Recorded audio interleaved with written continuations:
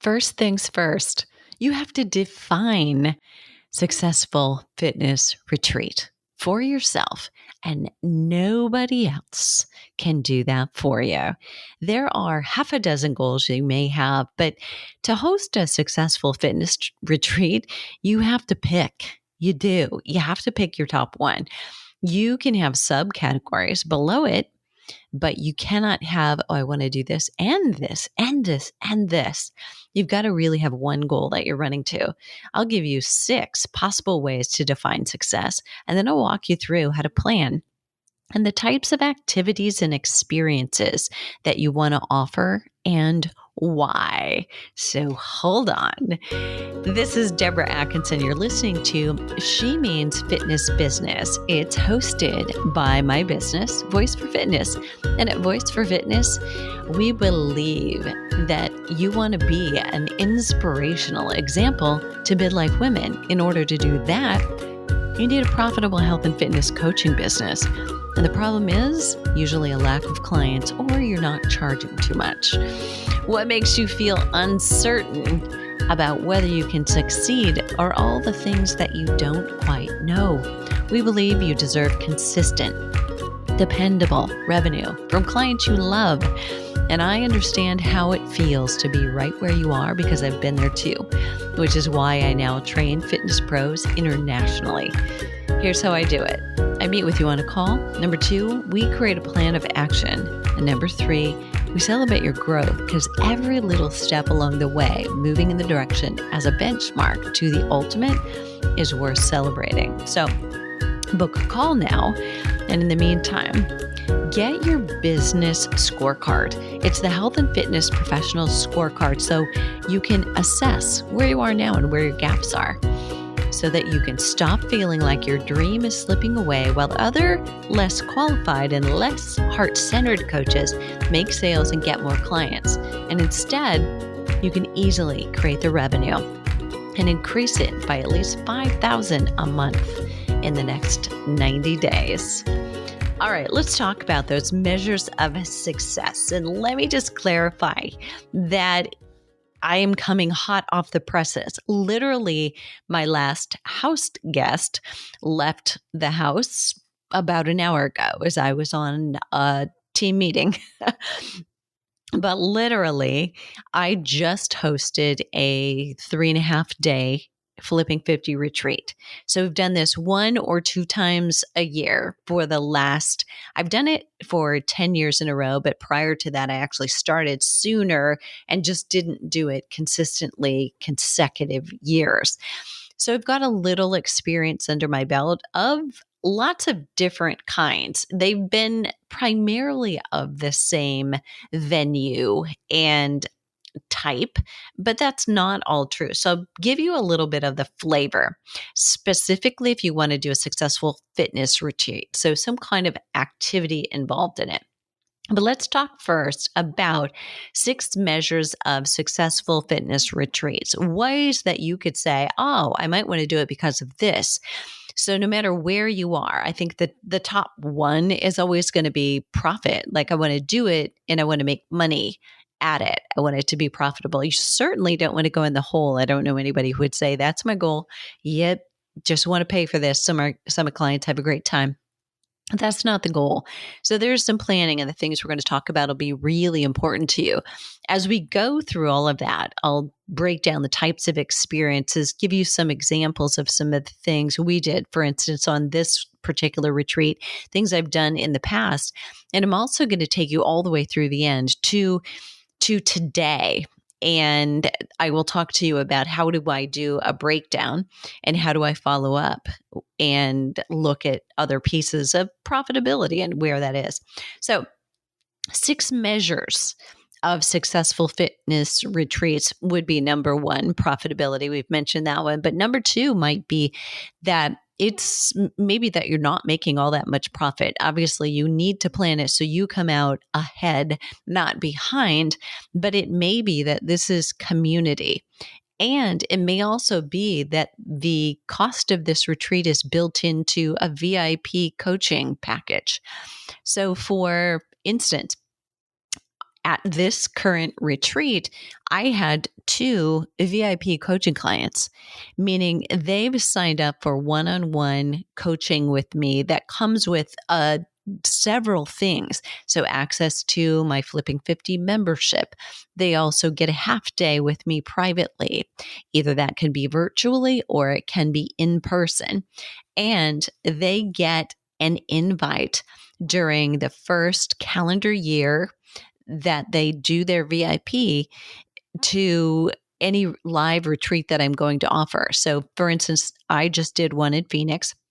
Now in June or September, I will offer another one. I probably not in June, but someone couldn't come to all those. So she's used that one up. Now she's done. If she wants to come to another retreat, potentially I might make it more accessible for her not to pay the full rate, but she's not going to get it complimentary. But that's what I mean by creating community. It may be something that you want to do with private coaches or even members of a higher ticket group program to bring them all together live in a retreat like this. So that's another option. Number 3, a measure might be that you're using this as a bonus, like it's something they get extra for something other that they were doing. Now, you could say that community and bonus might be the same thing, like with this VIP client, but my VIP clients are not in a group. It's just she and I are meeting one-on-one because of somebody wants that. They want custom. They want, this is just for me. I don't have time for everybody else's story. I just want to focus on me. However, those people need community as a bonus as opposed to included in their package. That would be different. It's like if you register right now for maybe a mastermind of some kind, you get a free retreat within the 12-month calendar year. So you're giving it away as a bonus. The 4th measure of a successful retreat would be an upsell. So that would be an instance where you have a very, say, low-cost retreat. You're not going all out. You're not making money at it. They're just covering the expenses of it, depending on whatever it is that you do, but you're pulling them together to have a great experience, to have a lot of great experiences we'll talk about and why that would happen. And then to make an upsell for something more, maybe for private coaching after it, because they've learned so much. They've realized this is honestly just a little bit overwhelming. I don't think I can navigate on my own, but I want to keep this feeling going. So that would be an upsell. The 5th one is affiliate sale. So very similar to in an upsell situation, that's you making it. I'm going to offer them a package. But in an affiliate sale, you might be bringing in a guest who then is going to facilitate their program to you. They're going to offer their program and you're going to get a commission on that. So everybody from your group who registers for their group, their program, their equipment, whatever they might be selling, you're going to get a commission on that. And that's where the revenue or profitability comes in. And still, yes, it still ties to profitability, but this is maybe a measure of a successful affiliate because now it's successful for you, for the customer is going to get support, and for your affiliate partner. Number 6 is it could just be an orientation. It could be a regular type of thing that you offer as orientation for a high ticket group. They first meet in person and they're required to do it to come together, or it's such a high ticket thing that they want to, because otherwise it would be a waste of their time and feel like they're not fully connecting with the group. So 6 measures of different ways that you could say this, my measure of success, the purpose for me doing this, you could say that is I'm focused totally on profitability. Community, bonus. It's a bonus for them. It's an upsell opportunity. So for a lower ticket, I'm going to get them in the seats so that I can then sell them something bigger at the event. Affiliate sales. And that is just you're going to let other people get in front of that audience at the retreat. And then an orientation for a high ticket group, that could be another option where you bring them all together to bond them, send them out when you then are on those Zooms or you're even in one-on-one. There's been a different level of connection and rapport. So let me talk to you about how I plan and how I insert a variety of different kinds of activities into the retreat. And I do this, and you won't find this in the show notes, so stay tuned with me, but I do this in a very calculated way. And like what happens on day one is very, very important because it sets the tone for the whole rest of the weekend. And in a way, one of the things that I do and I'm thinking about is, what are the biggest problems of my audience? And I'm trying to fix them or support them through those while we're at the retreat. So, we may not be talking ad nauseum about sleep issues, digestive issues, or stress, but things that I'm doing throughout the event may be supporting those things so that at the end of the weekend, we can be talking about how was your sleep and have the conversation come up about this was so great because I was just so tired, like exhausted from the hiking and the being outdoors that I slept well. And some of my retreat members here at this one potentially don't do that regularly. They don't sleep well. So it became an eye opener that they don't have insomnia. They have something else going on when they're at home, and they have the ability to sleep when they're in the right circumstances. So that was not by accident. That was by design. So I want you to think about for yourself, what do you want for your people? So the types of experiences that I make sure are involved, and this is not by any means an exclusive list, but certainly those that you want to think about. Physical, number one, that's an easy. It's a fitness retreat, so you might have guessed that one.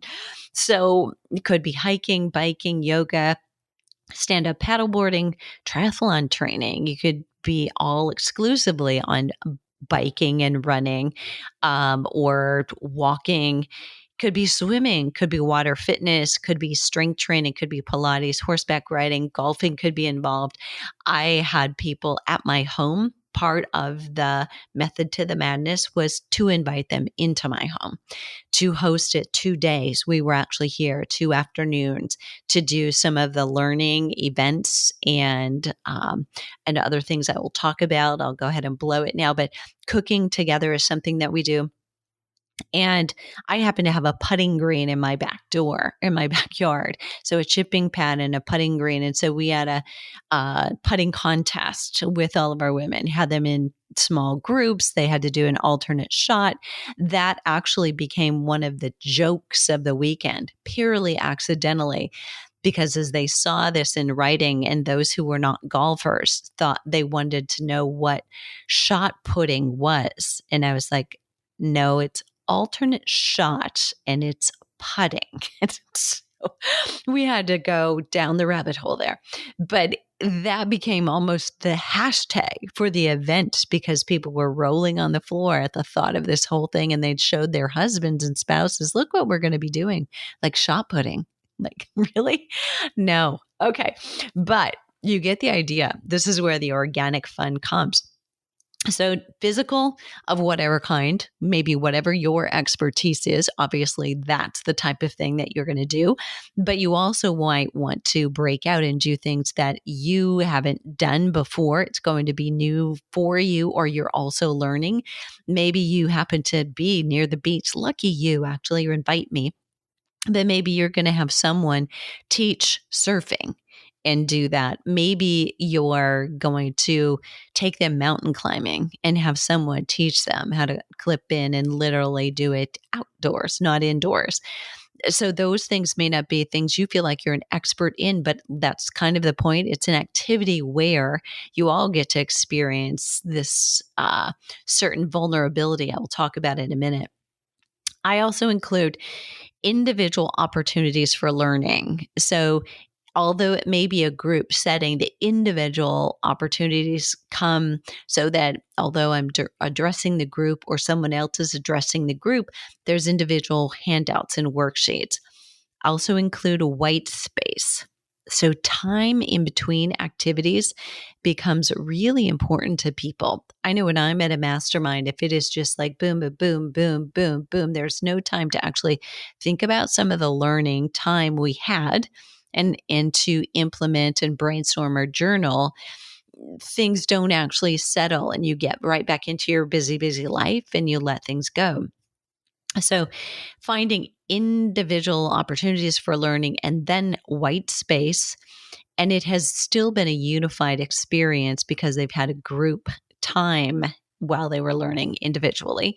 They can share that and connect with others. And that's another one, connecting either by doing group hot seats, partner activities, small group activities in every way. So turning to your geographically convenient partner and exchange, what is it that you wrote? What did that made you think of, right? They're sharing that. So that's a way to bond. Turn to your other side next time.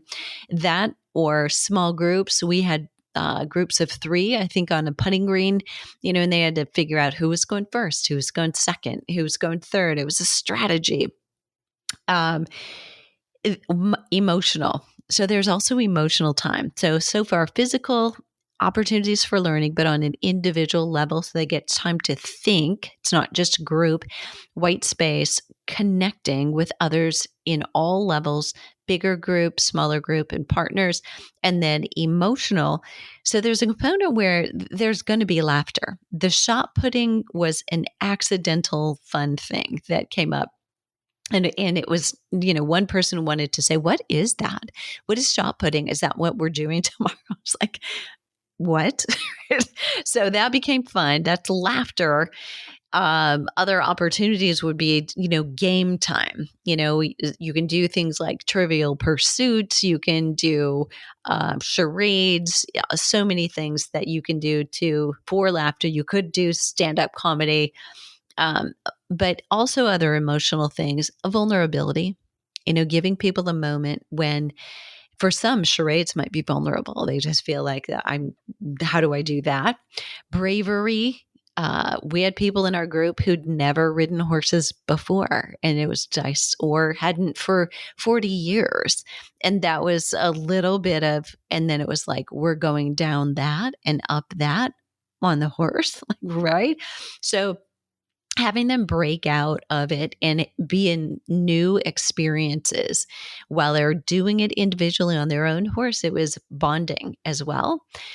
Courage, so places where they can display courage, opportunities to cry, sadness, and it may be more of a breakthrough or the reality that there is vulnerability for them in that moment, more so than actually making them sad. But I think that too can be very, very important. Profitability. Let's talk about that. It's going to depend on several factors. How much does it remove you from doing what you would otherwise be doing to generate revenue? It's a big question to ask. Or from access to your team members who depend on you to move your business forward. That you cannot say, okay, well, it's going to cost me this much to rent a studio, this much for the horseback riding, for the restaurant, for the catered food, and just add those numbers together because it's so much more than that. It is always more. Your time is valuable. So if you're just thinking, well, I'm not going to count anything for my time, it's just going to be this. You're not doing yourself a very good service. So you got to think about, how will I treat myself if my time were worth $500 an hour? And it won't be long until you're there if you're really building potentially. Make sure you're not discounting that. How much do you spend on each dinner, activity, lodging, food, or materials? What is the cost of those to you? Will you deliver it solo this entire weekend, or will you have guests attend that present? Will you do a trade with them so that you'll do it for them as well, or that they can attend for free and in exchange give a presentation for 45 minutes? I actually did that with a good friend and colleague coach of mine and invited her into my home to stay. And it worked out splendidly. First of all, I have a new, very close friend, I feel, and she got to see me in action as well. I value her feedback. That will probably be a conversation we both continue on into the future. And potentially there will be some other collaboration between the two of us. But you want to think in advance also about one more detail. What is your refund policy?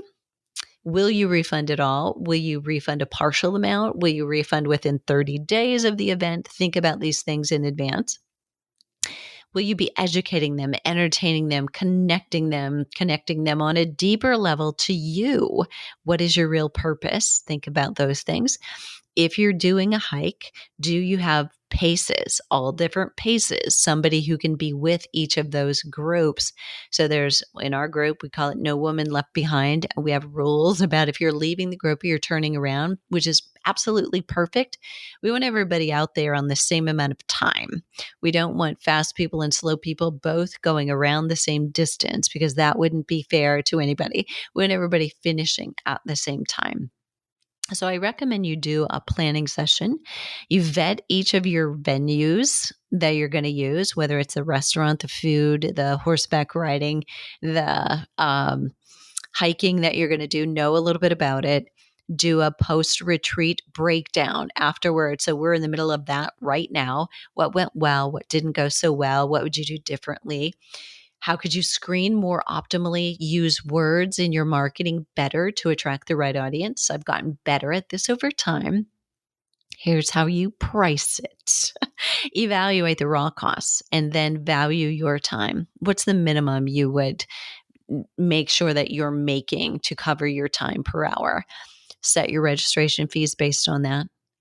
Could there be a VIP experience? So not only, you'll think discount, you'll think early bird rate, but make sure that is the absolute lowest rate where you still have probably 30% of a profit margin still left. You're not dropping to break even rates because that's just not a good plan.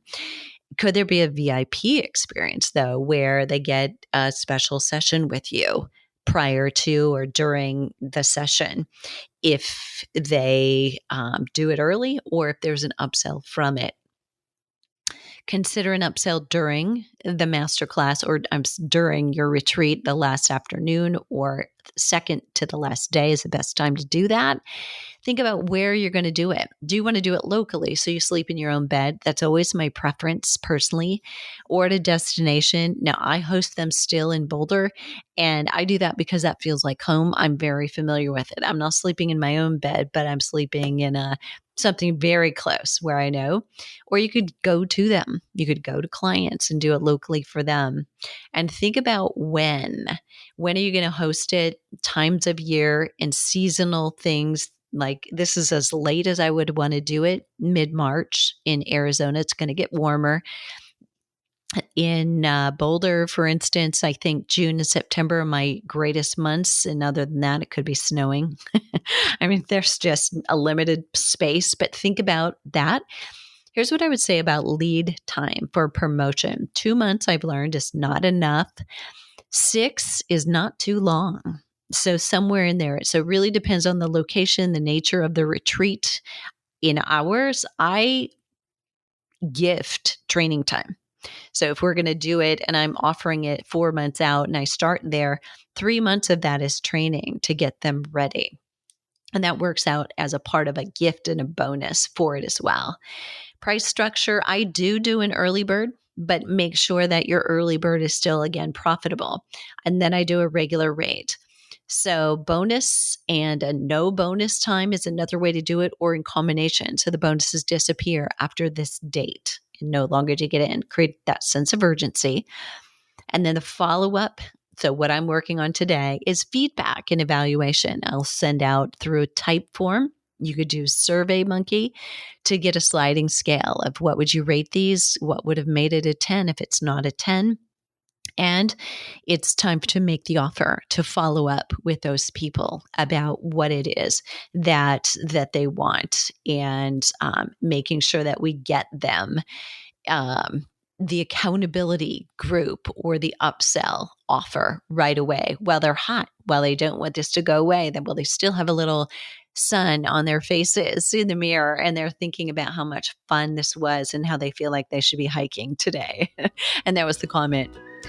There you have it. You will find all of this. And that was a flyby. I realized there's so much to consider, but you've got a great skeleton for putting it together. You could put one together for the next 3 months. Think about this summer. It's not too late to plan something for summer for you. Could be all indoors if you want to do it inside a studio, and think targeting teachers who are off for the summer and want to focus on their health.